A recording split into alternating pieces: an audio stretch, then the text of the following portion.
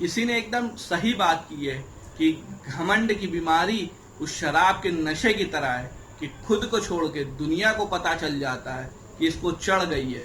नमस्कार, मैं हूं शशांक पांडे और आज की कहानी, दरअसल आज की कहानी इस विषय पे है कि लोग कहते हैं कि मेरे साथ ही बुरा क्यों होता है, अच्छों के साथ ही बुरा क्यों होता है। कई बार हम लोग कहते हैं कि मैंने तो कभी कुछ गलत काम नहीं किया तो मेरे साथ ही बुरा क्यों हुआ। तो कहानी आज की इसी पे है, सुनिएगा। एक चोर था और वो चोर काफी अव्वल दर्जे का था। आप ये समझ लीजिए उसका एक एक खर्चा चोरी की वजह से चलता था। तो वो जो चोर था उसकी हमेशा से नजर मंदिर के खजाने पे रहती थी, लेकिन वो मंदिर का खजाना पार कैसे करे। मंदिर का क्या खजाना, मंदिर में जो भगवान की मूर्तियां रखी हैं महंगी महंगी, और मूर्तियों पे जो आभूषण चढ़े हैं, उसके अलावा जो मंदिर में चढ़ावा आता है, तो इतना सारा धन जो मंदिर के अंदर एकत्रित था उस चोर की उस पर नजर थी। लेकिन वो चुराए कैसे, क्योंकि मंदिर में तो सुबह से शाम तक लगातार श्रद्धालुओं का आना जाना लगा रहता है, वो चोरी कहाँ से करे। और दूसरी तरफ एक व्यापारी था और वो व्यापारी इतना सही था, इतना अच्छा था, इतना सच्चा, इतना ईमानदार था कि लोग दूर दूर तक कहते थे कि उससे बड़ा ईमानदार और सच्चा व्यापारी उन्होंने नहीं देखा। तो एक बार की घटना है, गांव में बाढ़ आ गई होती है, और जब गांव में बाढ़ आ गई होती है तो जाहिर सी बात है सब लोग बाढ़ में परेशान होंगे। तो कोई मंदिर जाना आना नहीं कर पा रहा होता है, लेकिन मंदिर में उस वक्त पुजारी मौजूद थे। तो वो जो चोर था वो सोचता है जब कोई नहीं आ रहा, सिर्फ पुजारी है, तो थोड़ा सा दिमाग अगर लगाएंगे तो मंदिर का खजाना पार कर लेंगे। और इसी सोच के साथ वो चोर जाता है और मंदिर का खजाना पार कर लेता है।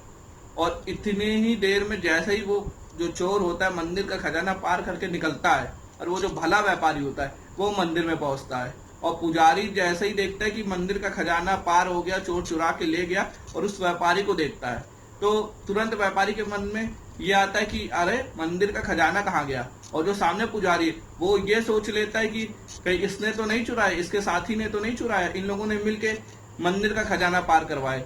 इसलिए पुजारी तुरंत हल्ला मचाने लगता है और उस व्यापारी को पकड़ लेता है। इतने में कुछ लोग आते हैं और वो जो भला व्यापारी था उसकी कुटाई कर देते हैं।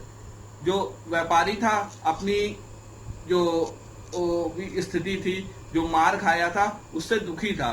और उसके बाद वो व्यापारी जाता है, गुस्से में था, क्रोध में था कि मैंने कभी बुरा नहीं किया और देखो मुझे कूट दिया गया। और इतना ही नहीं, वो जब जा रहा होता है, सड़क क्रॉस कर रहा होता है, तो सामने से गाड़ी आती है और गाड़ी उसे टक्कर मार देती है, जिसकी वजह से उसके पैर में चोट लग जाती है। और वो इतना ज्यादा क्रोधित हो जाता है कि घर जाता है और भगवान की एक एक मूर्ति, एक एक तस्वीर हटा देता है। वो ये सोचता है कि मैंने तो हमेशा अच्छा काम किया और ऊपर वाले ने उसका मुझे ये सिला दिया, तो ऊपर वाला कोई काम का नहीं है, और इसलिए सारी मूर्तियां सब कुछ हटा देता है। और दूसरी ओर जो चोर था वो तो बड़ा खुश होता है क्योंकि पूरा खजाने की पोटली उसे मिल गई होती है, तो मन में बहुत प्रसन्न हो रहा होता है। ऐसे ही कुछ समय बीतता जाता है और वो जो व्यापारी था उसकी मृत्यु हो जाती है। मृत्यु के बाद जब वो मृत्यु लोक में पहुंचता है तो वो वहां पे अपनी सीट के बगल में जब वो जो चोर था उसकी सीट देखता है तो क्रोध से आग बबूला हो जाता है व्यापारी, और पूछ लेता है कि प्रभु ये बताइए कि ये सब क्या है, मतलब मैंने अच्छा किया और मैं यहाँ आया, और इसने तो हमेशा बुरा किया है, ये यहाँ क्यों आया है। तो जो ऊपर वाले होते हैं मुस्कुराते रहते हैं, कहते हैं हाँ बोलो और तुम्हारी क्या शिकायत है। और साथ में अपनी ये जो व्यथा थी जो इसके साथ बीत चुकी थी कि इसने कभी बुरा नहीं किया, हमेशा अच्छा किया, फिर भी मंदिर में इसकी कुटाई हो जाती है और गाड़ी इसको टक्कर मार देती है। और दूसरी तरफ चोर जो चोरी करता रहता है, चोरी चमारी करता है, मंदिर का खजाना भी पार करता है, और वो आज मेरे बगल में बैठा है, तो अच्छाई बुराई का क्या मतलब जब सबको एक ही बराबर बैठना है। इस तरह का सवाल वो व्यापारी ऊपर वाले से पूछता है। तो पहले प्रभु मुस्कुराते हैं और फिर जवाब देते हैं, कहते हैं देखो हमारा अपने कर्मों पे कोई कंट्रोल नहीं रहता है, हम चाहे तो कर्मों के माध्यम से अच्छा पा सकते हैं और बुरा पा सकते हैं। तुम इस चोर की बात कर रहे हो, दरअसल इस चोर के जीवन में राजयोग था, लेकिन इसके बुरे कर्मों की वजह से वो राजयोग इसके पास से छिन गया और मात्र एक पोटली में बदल गया, एक छोटे से खजाने में बदल गया।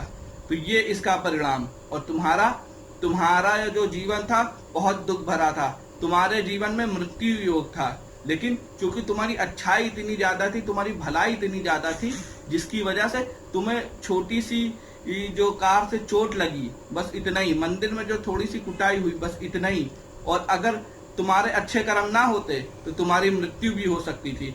ये जो तुम्हारा उसके बाद इतना लंबा जीवन चला, वो सिर्फ और सिर्फ तुम्हारी अच्छाई की वजह से चला। तो ये एक छोटी सी कहानी हमें बहुत बड़ी सीख देती है। ये कहानी हमको बताती है कि जीवन में कई बार होता है कि हम लोग अच्छा करते हैं और फिर भी हमारे साथ बुरा हो जाता है, तो हम ऊपर वाले को कोसते हैं। हम ये सोचते हैं कि ऊपर वाला क्या अच्छों के साथ ही बुरा करता है, और बुरे आदमी देखो कितने खुश है। तो ऊपर वाले पे कभी ऐसा नहीं सोचना चाहिए कि इसने क्या दिया क्या नहीं दिया, क्योंकि ऊपर वाला जो भी करता है अच्छा करता है। बस ऊपर वाले पे विश्वास रखिए, क्योंकि वो अपनों के साथ और वो अच्छों के साथ कभी बुरा नहीं करता है।